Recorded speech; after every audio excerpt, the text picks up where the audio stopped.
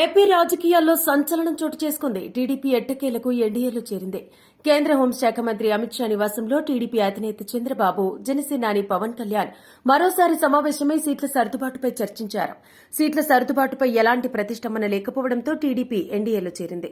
ఏపీలోని మొత్తం 175 అసెంబ్లీ, 25 లోక్సభ స్థానాలకు గాను బీజేపీ, జనసేన కలిసి 30 అసెంబ్లీ, 8 లోక్సభ స్థానాల్లో పోటీ చేయాలని ఒప్పందం కుదిరింది. ఈ సమావేశంలో అందరూ మనసు విప్పి మాట్లాడుకున్నట్టు పేర్కొంటున్నారు. అందుకే జనసేన ఇదివరకు 24 అసెంబ్లీ, 3 లోక్సభ స్థానాల్లో పోటీ చేయనున్నట్టు ప్రకటించినా బీజేపీ కూటమిలో చేరాలని నిర్ణయించాక ఇరు పార్టీలకు కలిపి కుదిరిన 30 అసెంబ్లీ, 8 లోక్సభ స్థానాల్లో ఒక సీటు అటు ఇటుగా సర్దుకుపోవడానికి సిద్దమైనట్టు తెలుస్తోంది.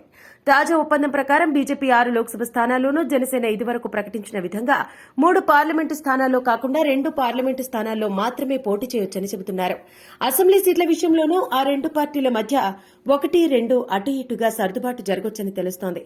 కాగా ప్రాథమిక సమాచారం ప్రకారం అరకు, రాజమండ్రి, నరసాపురం, తిరుపతి, హిందూపురం, రాజంపేటలో బీజేపీ పోటీ చేయనున్నట్టు తెలుస్తోంది.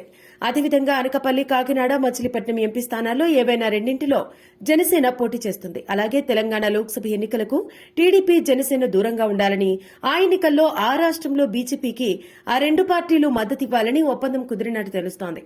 ఎట్టకేలకు ఎంతో కాలం నిరీక్షణ తర్వాత టీడీపీ ఎన్నికల పొత్తు విజ్ఞప్తిని బీజేపీ యాక్సెప్ట్ చేయడంపైన, టీడీపీ ఎన్డీఏలో చేరడంపైన 3 పార్టీల నాయకులు హర్షం వ్యక్తం చేస్తున్నారు.